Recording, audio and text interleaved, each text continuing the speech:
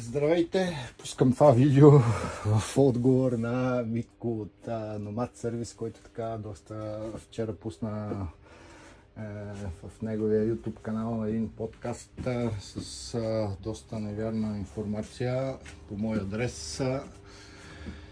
И за съжаление съм блокиран в YouTube канала им и не мога да се защитя по никакъв начин. Аз му предложих да направим общо видео. Той отказа. Записал съм го, който го е гледал, който не може да го провери.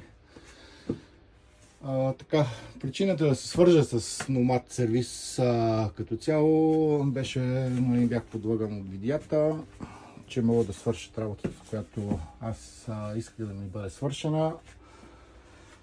И така, кемпера е 21 година, в доста добро състояние.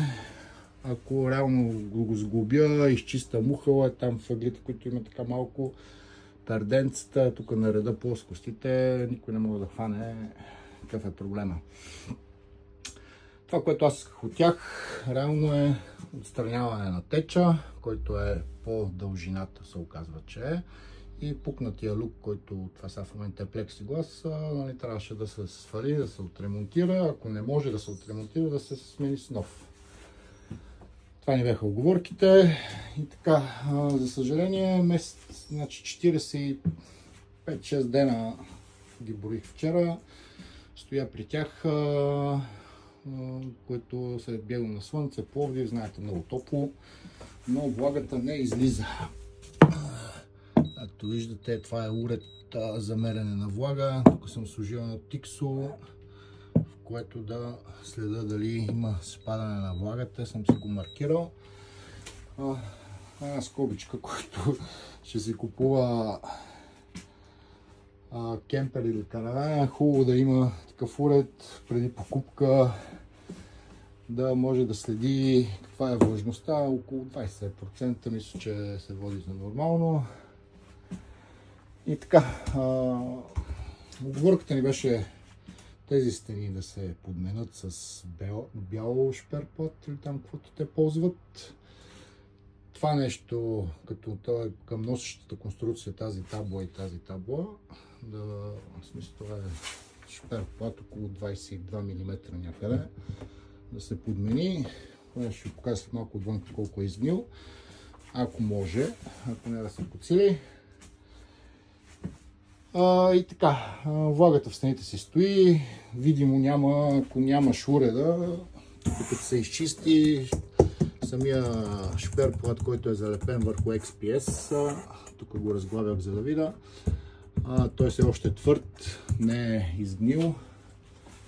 Тук може да се види вече като почва да изсъхва, как почва да се люпи. И тъй като съм го купил с кредит, в това състояние под пазарните цени, исках да го вкарам в сервис, който да подмени всичко изгнило, всичко, което има влага, да се направи така, както е, дори по-добре, откакто е излезнал от завода. Това ли беше моя замисъл, затова се свързах с тях, защото инвестицията не е малка и съответно, ако реша някой ден да го продам, иска да мога да си я върна. А в чужбина, за да има този кемпер цена, той трябва да мине тест за влага в авторизиран сервис, който аз не мога да го мина в момента. И затова се свързах с тях. Така, тук съм разглобил плоскостите, които бяха изгнили, трябваше да оттеча от люка, трябваше да ги подменят и тях. Това, което те вътре са направили, са сложили този силикон.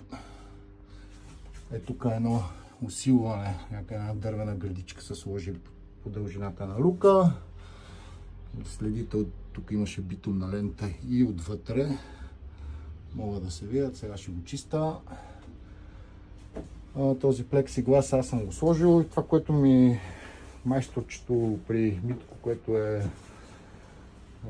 се гордее, че е работил при някакви в Германия в някакъв завод за кемпери, ми направи впечатление, че при демонтажа и монтажа направя тези подложки, за да му паснат заключванията. И това тук в случая тия болтове аз съм ги слагал, но тук самите подложки отзад той ги слага и сега вече навръзвам нещата, че те не са му паснали, защото той не е закопчал по дължината на люка. По дължината на люка не е бил закопчал двете алуминиеви лайсни, които играят ролята на панта, което и реално люка се е държал на ножицата, която се монтира тук, и на трите заключвания, които са отгоре, на тази ножица. Той Митко нещо обясняваше, че те са имали 7-8 заключвания, обков, който те са го сменили, за тяхна сметка не са ни взели пари, абсолютни глупости. И така, това е общо положението отвътре. Кемпърчето много си ни харесва, най-вероятно няма да го продадем, но трябва да си го направим. Да видим отвънка, че въпросната, да ви покажа какъв материал бяха ползвали по целия ръб на тавана. Това е нещо като каучук черен, имаше си име, забравихме го. Със сигурност този материал има приложение при кемперите и караваните, но не знам дали е най-подходящото на белия таван да се сложи по целия този ръб. Сега ще ви покажа. Беше обиколен и така по дължината на целия кемпер беше сложен. Въпросните силикони, които те са ги сложили, не знам дали като материал какви са. Той каза, че се сика. От другата страна съм ги махнал, тук ще ги махна също, защото не приемам върху бялата пластмаса да се ползват бежови силикони. Явно така работят.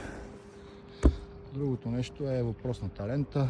Под нея е имало много друга работа, която била свършена. На този етап няма да я махам, понеже съм се оговорил с майстора, който ще отстраняваме проблемите.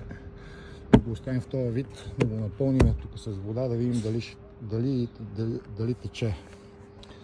Сега, за мен проблема е в този ъгъл, десния. Ето като този спойлер от тук до там трябва да се махне, да се провери точно ъгъла, снятката. Тук има алуминиева профил, който съединява стената и тавана. Другото, което при тях е недопустимо според мен, не знам дали се вижда, след слънцето е тук се е разлепило самото покритие. Това е някакво ПВЦ или някакво балатно. Сигурно си има подходящо име, не го знам какво е, но преди да залепиш тая лента, пълни го отдолу, дали ще е с епоксидно лепило, смола или силикон, каквото и да е, натисни го да се залепи тук това нещо, за да се спре. Тогава направи тая лента. Това е люка. Това е въпросната тук лайсна по дължината, която явно не беше захваната една за друга и за това нещо излетя люка. Сега, аз като клиент вътре казах какво очаквах от тях да направят. Както и тук имаше пластмасов панел, те го бяха силиконирали отгоре и по дължина. Съответно виждате какво е положението. Не знам дали така се вижда добре, но тук има изгниване на този шперплат.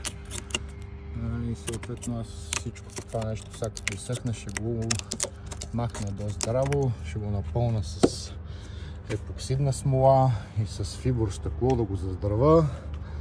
Ще се силиконира, ще се изкури, ще се бойди с боя, дали ще е полиуретанова или епоксидна боя за лодки. Ще стане по-здраво, както е било. Това ми беше идеята, той е го направил. Ако не е по-добре, но така както е излезнал от завода. Все пак няма 4 години, 30 000 км. От тази страна нещата са идентични. И това, което му казах е, че нищо не са свършили. Той каза, добре, плати само тентата. Аз му казах, не съм за парите. Тентата 2000 лева, 300 ли там, 3200 платих.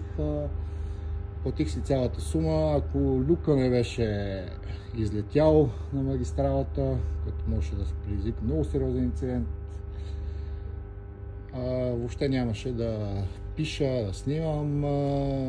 Това е толкова лични такива бариери прескачам, за да излизам в общественото пространство и да правя тези видеа. Това за пръв път в живота ми се случва, но тези хора, те трябва да знаят, че като работят, трябва да носят някаква отговорност. И пак казвам, ако люка не беше излетел, това, че не са свършили работа, ще намерим други варианти, но те създават опасности за движението. С мен свързаха немалко хора, които те са им правили бусовете. Тепърва ще излизат още доста информация за тяхната работа и качество. Доста нови са на пазара. Тепърва ще се появяват и проблемите по бусовете, които те правят. Не знам, всеки сам се преценява и това е моята кратка история с тях. И както му казах, при мен въпросът е принципен повече, отколкото финансов. И така.